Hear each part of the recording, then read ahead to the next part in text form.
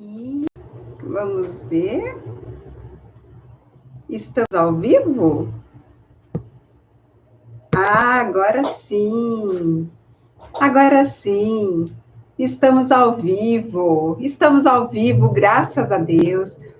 Mais uma noite, nós aqui juntinhas para falarmos sobre os nossos filhos adolescentes, né? E de segunda-feira sempre tem pergunta para a Val. Se você tem a sua dúvida sobre como lidar com seu filho adolescente, pergunta para mim. Eu sou Valquíria Lobo, eu sou mãe do Thiago, que tem 33 anos, da Thalita, que já está com 19. E eu lido há 20 anos diretamente com adolescentes. Então, eu entendo o que está naquelas cabecinhas. E, ao mesmo tempo, né, por ter sido mãe muito cedo, e de 2 adolescentes, né, 2 pessoas que já passaram pela adolescência, a Thalita está saindo, mas a Thalita nem conta porque ela é super de boinha.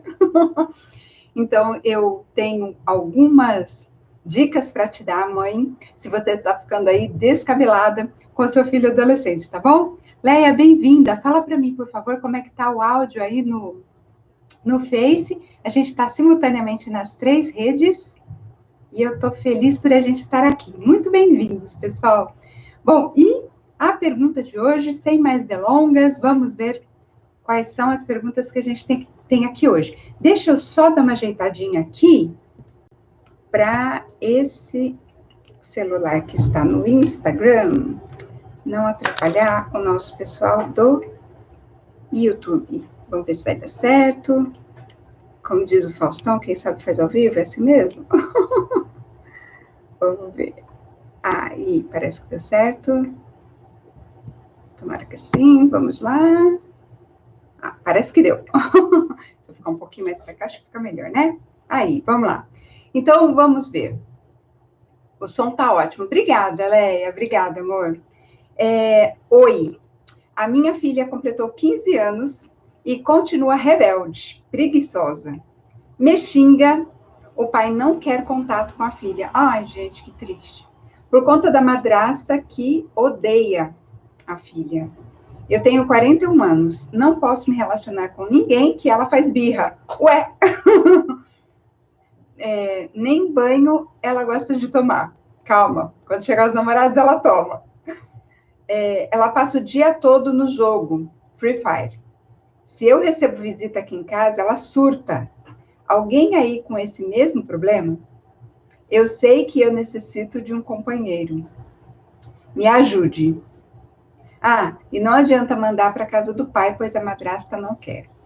Olha, sinceramente, eu não ia pedir para você mandá-la para casa do pai. De jeito nenhum. Até porque eu não acredito que esse seja o caminho, né?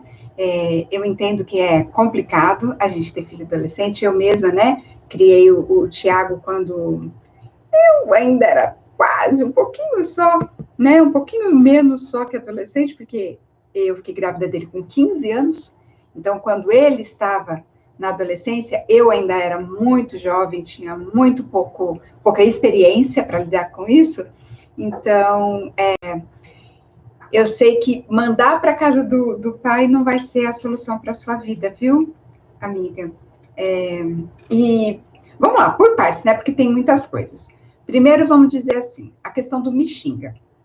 Gente, não é admissível a gente deixar filho da gente xingar a gente, tá? Isso daí não tá em negociação. Todo mundo que já me acompanha sabe que tem gente que fala assim, você defende os adolescentes.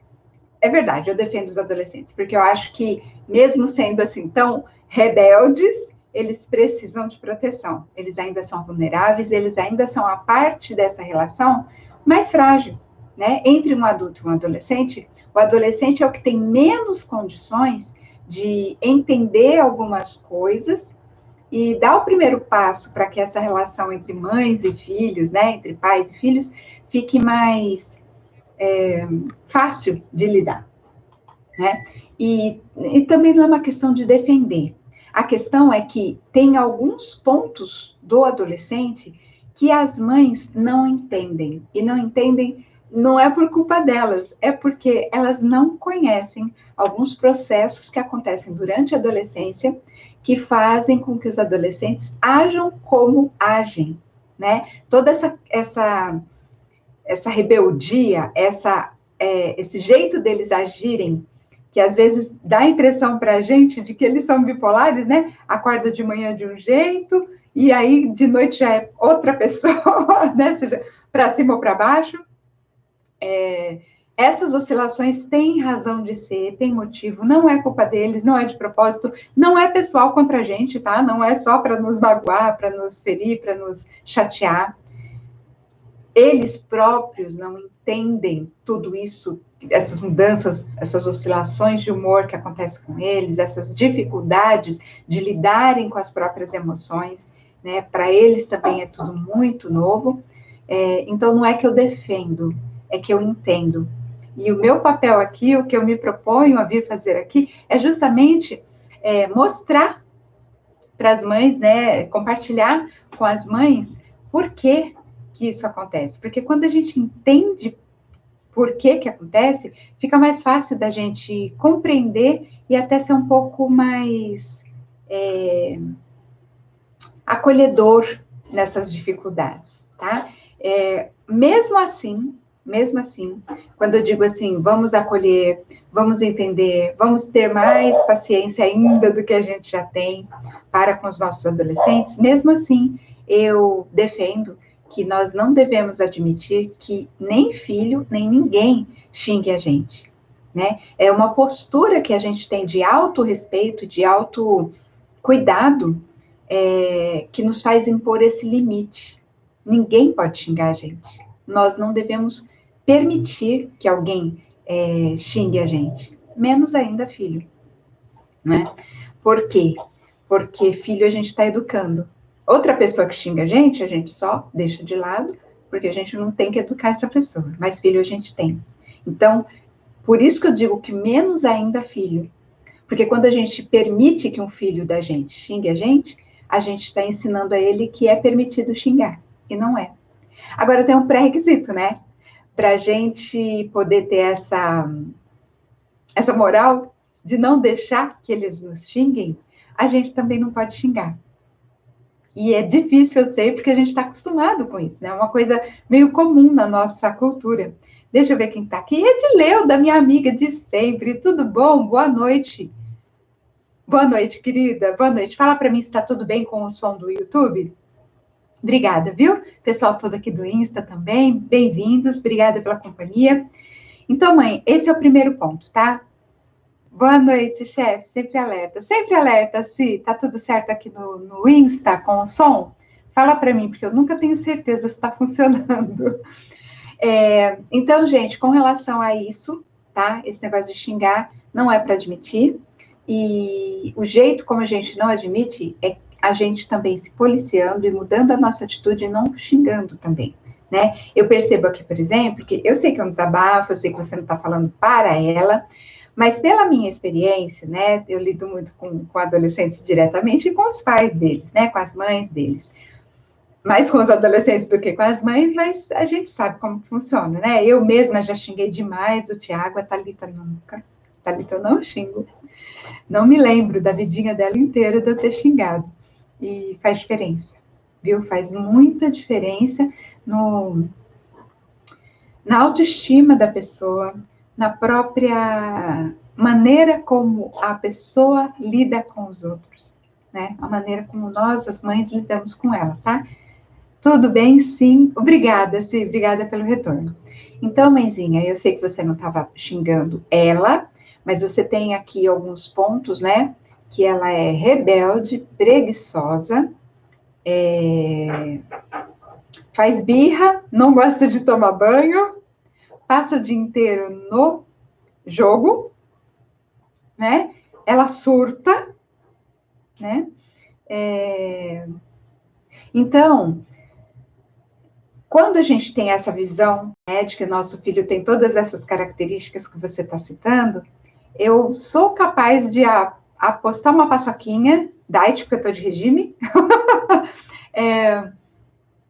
que você xinga também, que você, às vezes, eleva a voz também. E eu não estou te julgando, tá? Não estou te julgando, primeiro, porque eu sei que você não faz de propósito, eu sei que você não faz só por xingar. Eu sei que é uma reação às suas próprias emoções, às suas próprias dificuldades também. E segundo, porque eu mesma xingava, então eu não tenho moral para te julgar ou para falar que você está errada.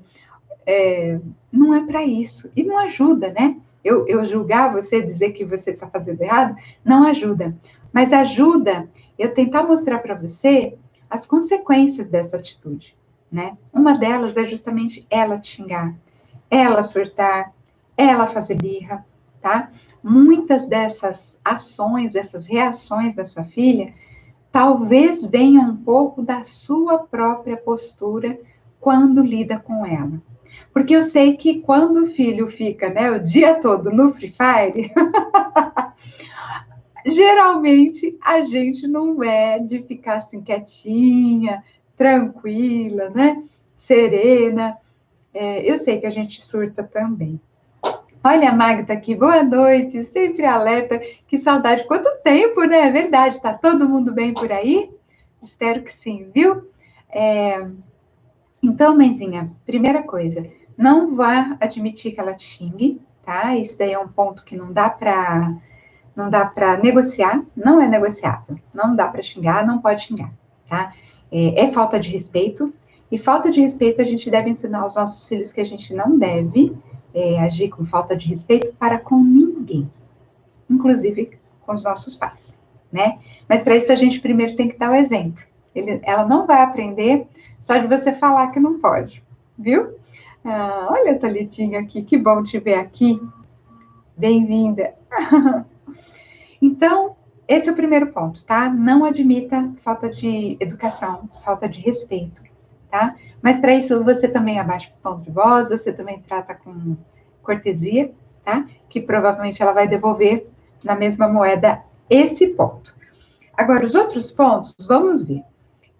Ela continua rebelde e preguiçosa. Então, vamos tratar do preguiçosa primeiro. Gente, eu costumo dizer aqui, se você não ouviu ainda eu falar, eu xingava o meu Tiago de preguiçoso muito. E eu só vinha saber o motivo dessa preguiça toda quando eu fui fazer faculdade, né? Era uma licenciatura em letras, e a licenciatura, né? Você é preparado para dar aula. Então, nas aulas de psicologia do aprendizado, psicologia do desenvolvimento, né? Esse tipo de psicologia que eu tive na faculdade de letras, eu aprendi que existem algumas mudanças químicas, biológicas, né, até físicas no cérebro do adolescente, hormonais, que fazem com que ele tenha uma alteração no horário em que o hormônio que faz a gente ter sono, no horário em que ele começa a agir para deixar a gente sonolento. O adolescente, ele tem esse hormônio começando a agir 2 horas depois do que os adultos costumam ter. Esse hormônio, ele age assim, né? Quando não tem luz, quando fica de noite, né? O hormônio começa a agir e fala pra gente, ó, tá na hora de dormir. E a hora que aparece a luz, quando amanhece, esse hormônio aí começa a baixar, entra o cortisol em ação e faz esse hormônio do sono baixar para a gente acordar, despertar. Hoje em dia, né, com a luz elétrica, com os eletrônicos, com a televisão, com toda essa iluminação artificial que a gente tem, confunde um pouco nosso círculo circadiano, que é esse negócio de saber que hora que dorme, que hora que acorda, né? Mas, além disso, que afeta todas as pessoas, obviamente, tem a questão do adolescente, que tem essa ativação do hormônio, que faz a gente ter sono 2 horas mais tarde do que os adultos. E aí, junta com isso, que eles estão sempre nos eletrônicos, né?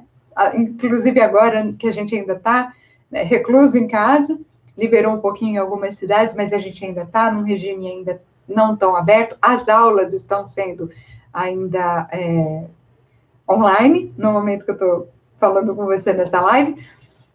Então, eles estão muito mais necessitados de estar com os eletrônicos disponíveis por conta da necessidade de socialização que os adolescentes têm, que também é maior do que dos outros humanos, né? E aí, o que acontece? Essa luz do celular não deixa ele dormir direito, né? E o processo que está acontecendo de poda neural no cérebro do seu adolescente, os neurocientistas chamam de poda neural mesmo, tá? É um trabalho tão violento que está acontecendo de uma reforma dentro do cérebro do seu adolescente. Isso demanda tanta energia que ele acaba tendo uma necessidade de mais horas de sono do que as outras idades, né? Então, cada idade, cada fase da nossa vida, a gente tem uma necessidade de um certo número de horas de sono. O adolescente precisa de mais do que os adultos, né? Os bebês precisam de mais do que os adolescentes, entende? Mas o que acontece? O bebê dorme o suficiente para crescer, para se desenvolver, não é? Adolescente não.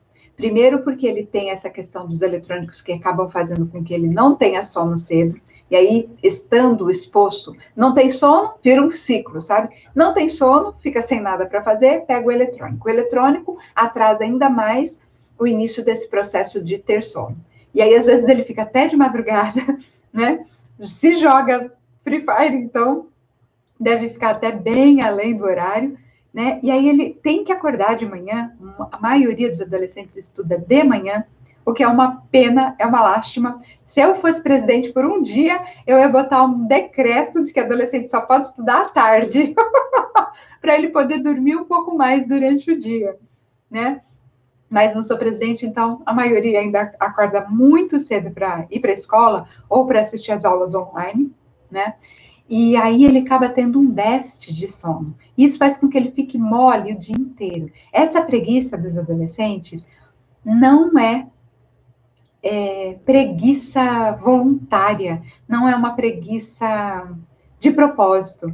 Eles realmente têm um déficit de sono, eles têm uma necessidade de mais horas de sono que não está sendo suprida, né? Isso, além de ser péssimo para o desenvolvimento deles, ainda causa essa letargia, essa moleza toda, né? Que parece que os adolescentes querem que o mundo acabe em, como chama? Em barranco?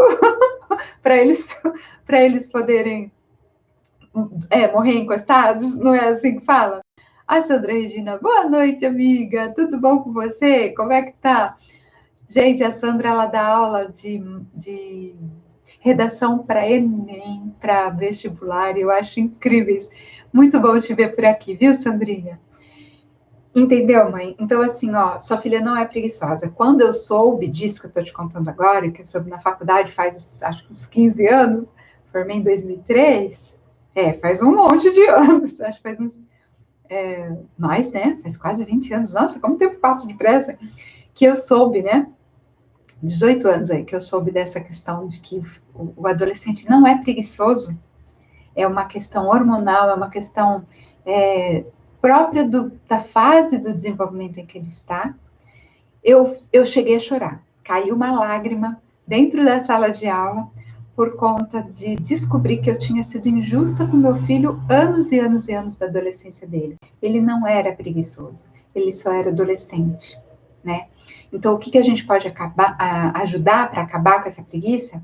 Ajudar nosso filho a desenvolver, tá? Não adianta vir com uma tabelinha de rotina e falar para o seu filho cumprir, porque não vai dar certo. Na adolescência, a gente tem que estimular muito mais que ele vá atrás de se conscientizar de que isso está prejudicando a vida dela, né? Por vários motivos. Quando ela começa a perceber e ela tem vontade de mudar essas rotinas que estão prejudicando a saúde dela, inclusive o ânimo dela, a energia dela, né? Até para fazer as coisas que ela quer.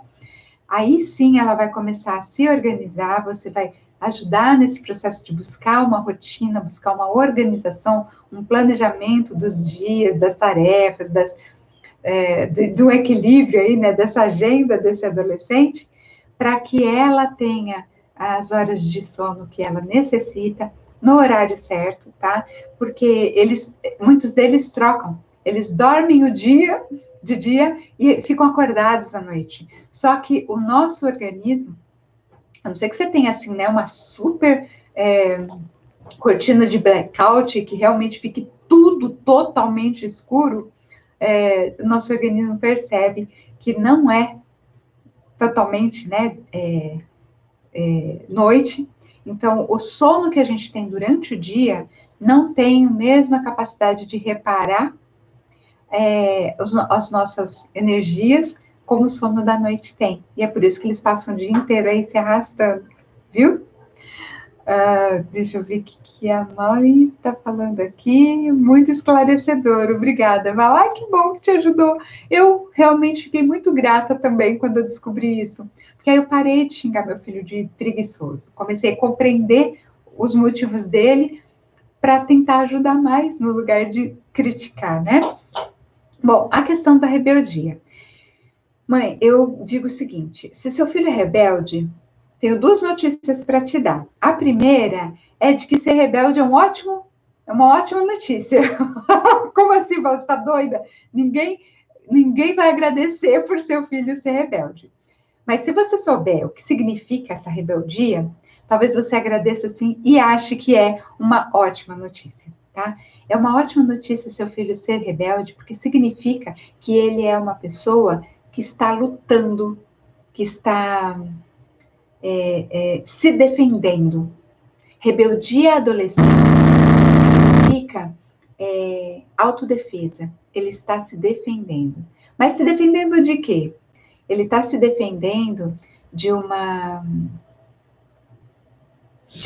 violência que sai da gente, de nós mães, dos seres que mais amam eles, sem perceber, porque nós fomos criados numa cultura que coloca isso de uma maneira que a gente não percebe, que a maneira como a gente os trata é muito violenta, né? A gente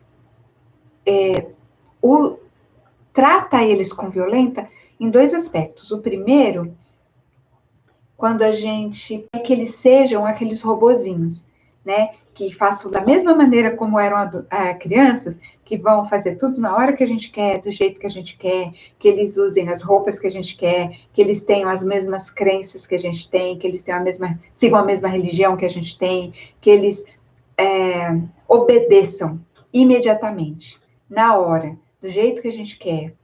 E isso é uma violência para quem é adolescente, porque aí vem o segundo motivo, né? Primeiro eu digo que é uma ótima notícia, porque ele está se defendendo. E a segunda notícia, a segunda coisa que eu tenho que te falar a respeito dessa rebeldia, é justamente isso, é que se você muda a maneira como você lida com ele, você vai perceber que ele não tem motivo para ser rebelde. A rebeldia, ela é uma coisa quase... O que a gente chama de rebeldia, na verdade, tá? Ela é uma coisa quase natural na adolescência, e, inclusive, defende a nossa espécie.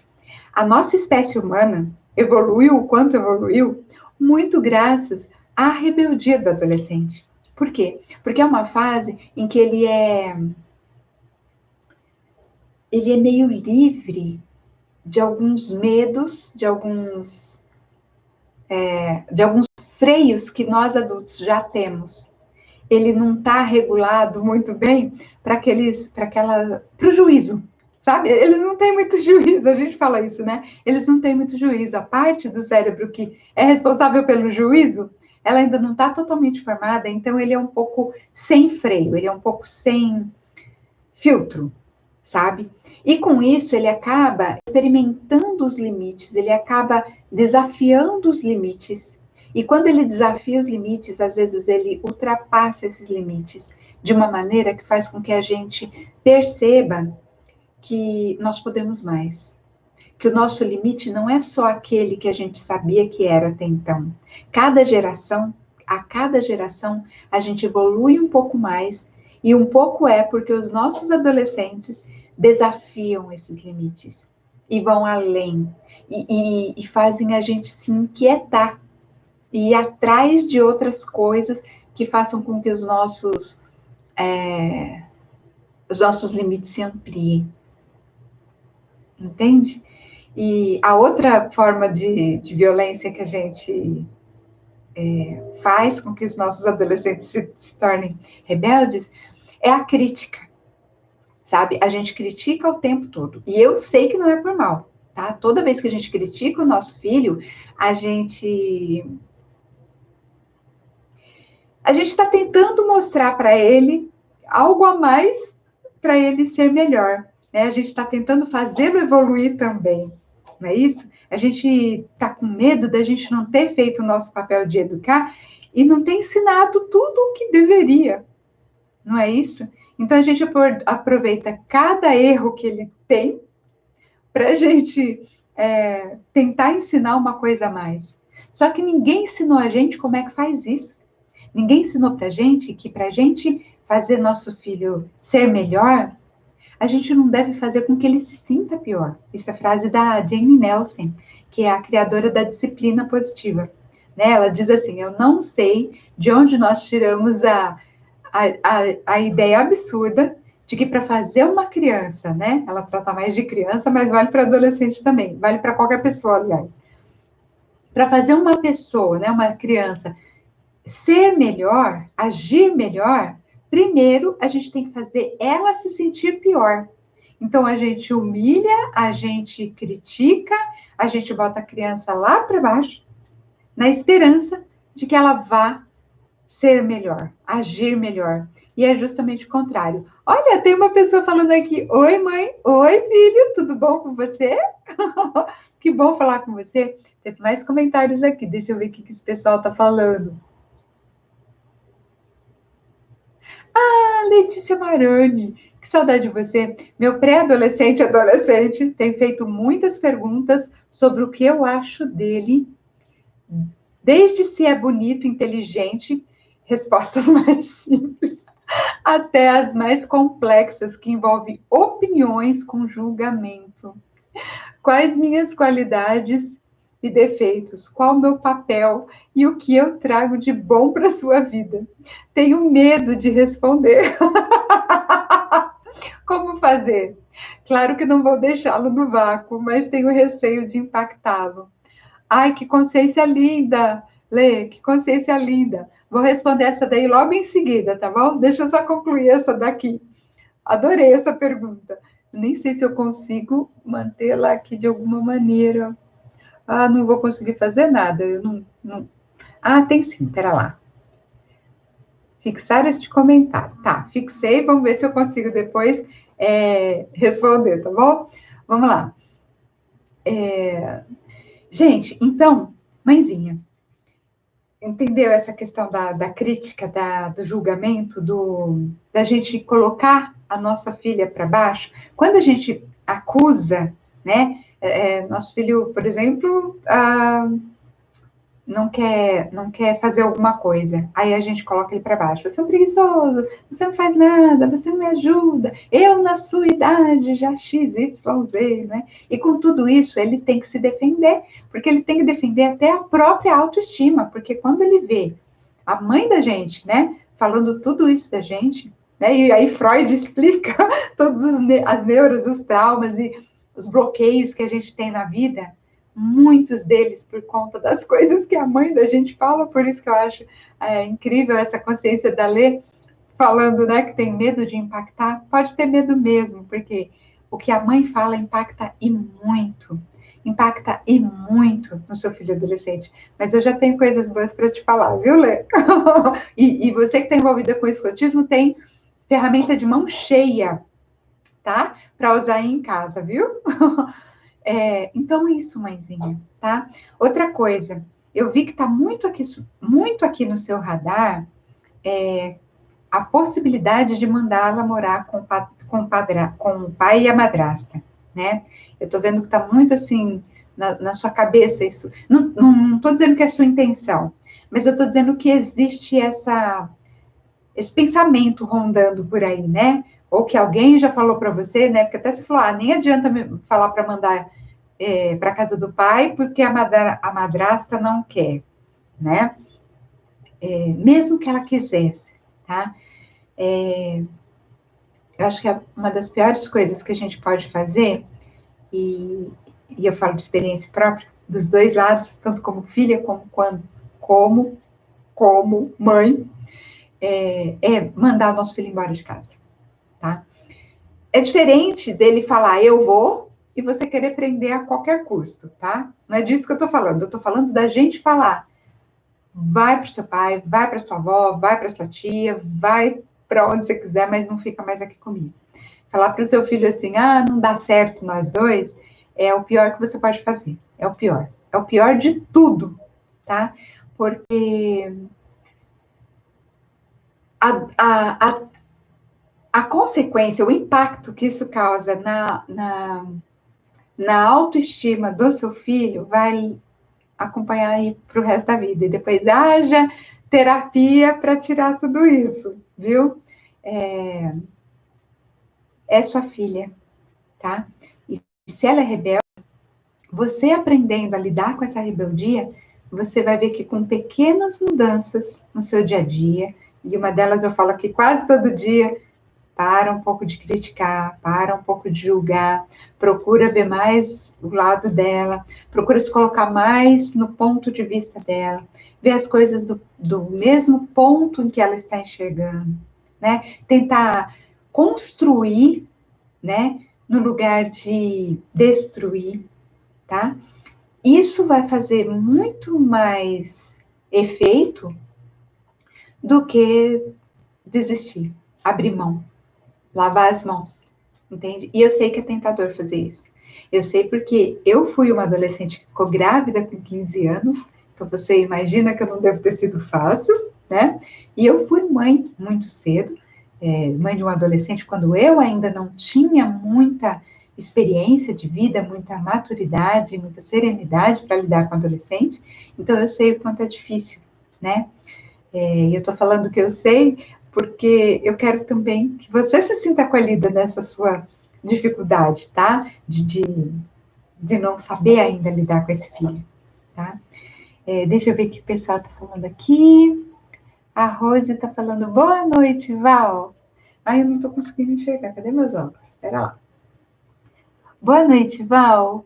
Minha mentora. Que lindo! Que me ajuda como lidar com meu filho adolescente. Aprendo muito com seus ensinamentos. Gratidão. Que coisa mais linda, Rosemary. Obrigada. Fiquei feliz e me sinto honrada. Eu não tenho pretensão de ser sua mentora, mas eu tenho meus mentores e eu sei o que isso significa. Eu fico muito honrada mesmo, até emocionada de você me considerar assim. Muito obrigada, de coração, viu? Eu tento fazer o melhor aqui, porque não quero que ninguém passe pela adolescência do filho, como eu passei a do Tiago, né? Que eu vejo hoje os efeitos, né, que causou. Meu filho Tiago é um homem maravilhoso, homem já, né, 33 anos, mas eu percebo que a vida dele poderia ser, inclusive hoje, muito mais fácil se eu soubesse, naquela época, o que eu sei hoje. Por isso que eu divido, tá? E espero que te ajude mesmo, tá? Se quiser perguntar alguma coisa específica, manda para mim que a gente responde no próximo, tá bom? Vamos ver então essa pergunta da Letícia, que ela diz que o filho dela começou a fazer perguntas. Ele está com 11 anos, né? E olha, só começaram as perguntas, tá? E dependendo da maneira como forem essas respostas, Lê, pode acontecer duas coisas. A primeira é que essas perguntas sejam uma bênção maravilhosa na vida de vocês, tá? Por quê? Porque geralmente, isso é natural, tá? Geralmente, os filhos, quando chega a adolescência, eles tendem a conversar menos com os pais, né? A perguntar menos para os pais e a se abrir menos com os pais. É uma tendência natural da adolescência, eles precisam mesmo se afastar um pouco da família para ter um pouco mais de referência externa para poder formar a sua própria individualidade. Ele precisa descobrir o que é ele e o que é a família, né? Onde começa um, onde termina o outro, né? E esse processo é que vai fazer com que ele cresça uma pessoa, um adulto maduro, autônomo, para depois construir sua família e viver longe, né? Ele precisa desse afastamento, esse treino para a vida adulta, né? E agora, nessa fase em que ele ainda está fazendo perguntas, aproveita muito essa fase e dá as melhores respostas que você tem no seu coração. Já vi que você já tem consciência dessa questão do julgamento, né? Quando você não souber o que responder, lê. E aí já entra um pouco de escotismo na nossa vida, né? Faz igual o fundador do escotismo falou. Quando você não souber o que fazer, pergunte ao jovem, tá? Quando você não tiver certeza da resposta que você deve dar, busca dele mais informações. Fala assim, nossa, que pergunta interessante, mas eu quero saber a sua opinião. O que você acha disso? Devolve para ele, tá? Se ele for muito esperto e falar, perguntei primeiro, aí é justo, né? Se ele perguntou primeiro e reconhece isso e fala, não é justo eu responder primeiro, aí você vai ter que responder. E a dica é sempre o seguinte, lembra como que a gente trabalha no escotismo? A gente sempre considera o ponto de vista do jovem sem julgar mesmo, tá? Porque do nosso ponto de vista de adulto, o ponto de vista do jovem geralmente é bobo, fútil, como que é? Sem juízo, sem razão de ser. A gente faz até assim com os olhinhos, né? Óbvio, né? É dramático demais, não é isso que a gente acha? Só que veja bem, o adolescente não acha isso dele próprio. Nenhum adolescente acha que é super dramático. Ele realmente sente todo aquele problema que ele está dramatizando, ele sente com aquela intensidade. Ele não está fingindo, ele não está exagerando. É aquilo que ele realmente vê. E nós, adultos, sofremos de algo que já foi chamado por alguns autores de maldição do conhecimento. O que é a maldição do conhecimento? Maldição do conhecimento é quando você já sabe de determinado assunto, tanto que você não consegue mais se colocar no lugar de quem não sabe. Entende? Nós fomos adolescentes, nós fomos dramáticos, nós tivemos todas essas oscilações de humor que os nossos filhos apresentam hoje, talvez nós não nos lembremos, tá? Mas uma conversinha com os nossos pais vai nos dar uma boa chacoalhada aí na memória, tá? Perguntem para suas mães, para os seus pais, como vocês eram na adolescência. Vocês vão se surpreender ao perceber quão diferente é o ponto de vista dos pais de vocês com relação a vocês quando eram adolescentes, com relação à memória que vocês têm de si próprios quando adolescentes. Eu tive essa experiência recentemente, né? Recentemente, assim, né? Faz menos de um ano. Porque, na minha opinião, eu era uma pessoa muito fácil de lidar quando eu era adolescente. E foi só conversando com a minha mãe que eu percebi que eu era da pá virada mesmo. Eu brincava e falava assim, eu era uma adolescente boazinha. Só dei uma pisadinha na bola, fiquei grávida com 15 anos. Fiquei grávida com 15 anos, imagino que a pessoa passou, né? Como mãe de alguém que fica grávida com 15 anos, entende? Mas eu não tinha ideia de que a minha mãe me considerasse tão topetuda, lembrei, fazia tempo que eu não lembrava desse termo que ela usou para dizer que eu era, que eu desafiava, que eu retrucava tudo, era topetuda. Olha só que legal, entende? Então, assim, procura ler, se colocar no lugar dele, ver o mundo do ponto de vista dele. Por isso, inclusive, que eu recomendei que sempre que você pudesse sair com essa, pergunte para ele primeiro, porque ele falando, ele vai te dar uma noção mais próxima do ponto de vista que ele está. Quando a gente fala ponto de vista, é o quê? Literal, né? O ponto de onde a pessoa está olhando. Quando eu tô aqui, e isso a gente vê muito em bússola, né? Vocês que tiveram bastante atividades com bússola lá no grupo escoteiro, na Alcateia, sabem melhor do que eu tô falando. Quando a gente está lidando com bússola, por exemplo, a gente tem o ponto de visada, né? Eu tô neste lugar, olhando para cá, para esse ângulo, para esse grau, né, da bússola. Se eu vier 2 passos para minha direita, o meu ângulo de visão já muda. Entende? E isso a longo prazo, a longa distância, dá uma mudança brutal. Vou falar números aleatórios aqui, tá? Não é exatamente isso. Mas, por exemplo, eu estou em São Paulo, eu estou no interior de São Paulo.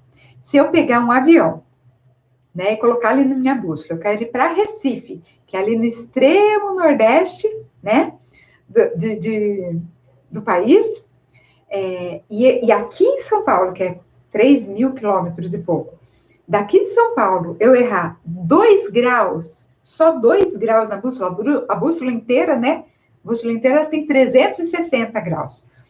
Se eu errar 2 graus na visada para ir para Recife, eu acho que eu vou parar lá em Miami, porque eu chego em Miami, mas não chego em Recife, entende? Porque quanto mais você se distancia, mais aqueles 2 graus, né? Porque 2 graus ali no ponto de visada é pouquinho, mas quanto mais anda, mais ele vai ampliando, entende? Então, o ponto de vista do jovem, ele é muito diferente do nosso, e quanto maior é a diferença de idade, maior é a diferença de visão, entende? Então, quanto mais você conseguir olhar o assunto do ponto de vista dele, mais você vai ter condição de entender o ponto onde ele está, para conseguir trazê-lo para um ou 2 degraus a mais, do que se você olhar do seu ponto de vista. Porque a distância do ponto de vista dele para o seu é tão grande, que se você falar do seu ponto de vista, da sua referência, ele não consegue alcançar. É por isso que uma das frases mais populares entre os adolescentes é: você não me entende. Você não entende. Ou então, deixa para lá, mãe. Esse deixa para lá não adianta eu tentar explicar, você não entende o que eu estou falando. E ele tem razão, você não entende. Nós adultos realmente não conseguimos entender, porque nós estamos muito distantes e sofremos dessa tal de maldição do conhecimento. Entende? Pega uma placa, procura na internet uma imagem de uma frase escrita em japonês. Em japonês, com aqueles caracteres japoneses. Você vai olhar para aquilo lá e você não vai ter a menor ideia do que está escrito ali. Não vai ter ideia, tá? Você vai olhar e não vai ter ideia. Agora, se você pegar a mesma frase em português, por mais que você olhe para ela sem querer saber, sem querer entender, as palavras vão ir direto para você. Entende? Então, nós não temos mais condição de entender como é ser, por exemplo, analfabeto, porque nós não somos mais analfabetos. A gente só vai lembrar como é ser analfabeto se a gente for lá para o Japão, lá para a Arábia, e não tiver o português ou os caracteres que a gente entende.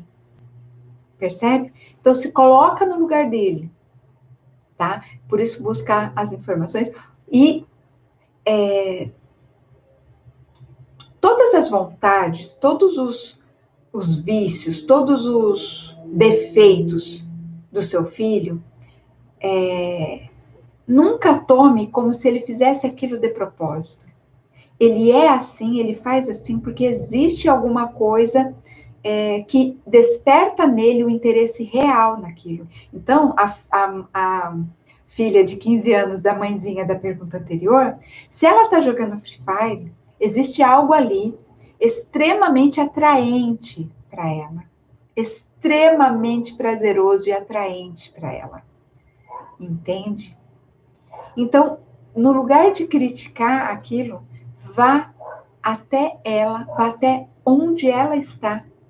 E eu falo literal e figurativamente.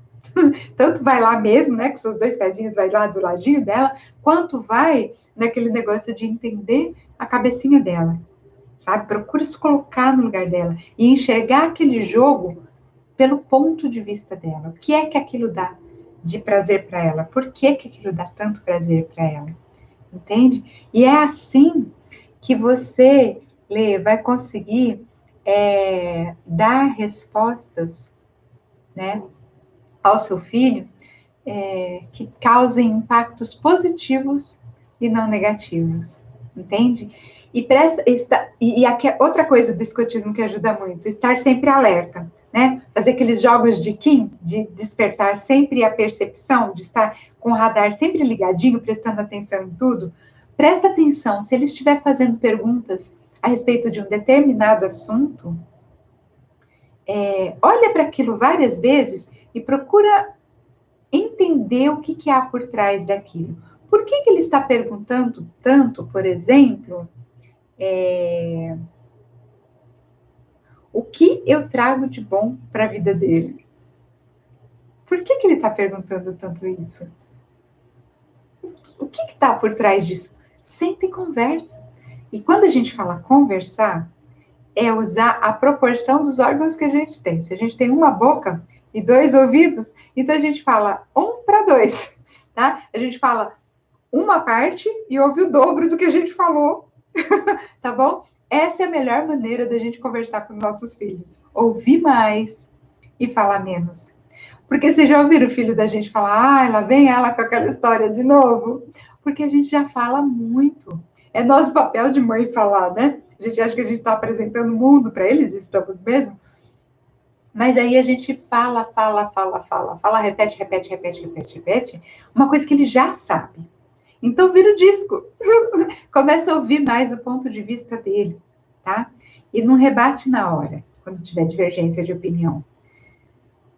Dorme primeiro, responde amanhã, tá? Porque isso vai fazer com que, primeiro, se o que ele te falou te alfinetou de alguma maneira, te magoou de alguma maneira, te provocou alguma emoção que você precisa se defender, se você responder na hora do calor da emoção, é muito grande a chance de você responder levando pelo lado pessoal, levando pelo lado, né, de se autopreservar, de se autodefender, de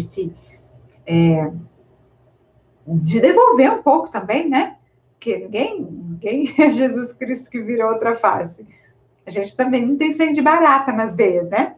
A gente não deve levar para o pessoal, mas a gente, né, às vezes chegou cansada do trabalho, está estressada, está um pouco sem serenidade para lidar com a situação e a gente acaba respondendo e depois se arrependendo do que respondeu. Então, procura estar sempre nesse ponto de, se não tem certeza, não fala.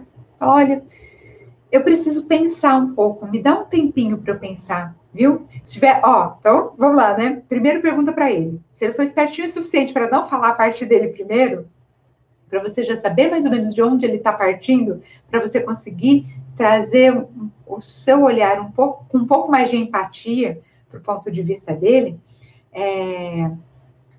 observa. Se a observação ainda não é suficiente, você não precisa responder na hora. Fala, olha, sua pergunta é muito interessante, mas eu preciso pensar. Eu não tenho uma resposta para te dar imediatamente, eu preciso pensar sobre isso. Mas o que você acha? Eu já tenho uma segunda chance, né? De você perguntar o que você acha, sabe? Isso é muito rico. Tá bom, Lê? Você acha que eu te expliquei? Se não ficou claro, você pode perguntar, tá bom? Olha só, gente, então, essas 2 perguntas que eu tinha para vocês hoje. Quarta-feira tem vídeo de novo, tá bom? E toda segunda-feira a gente está aqui com pergunta para Val. Manda sua pergunta, tá bom? Vou responder o máximo que eu puder. Eu tenho uma listinha aqui de perguntas para responder, mas pode mandar a sua que eu ponho aqui na fila, tá bom? Um super beijo, obrigada. E a gente se fala. Tchau, tchau.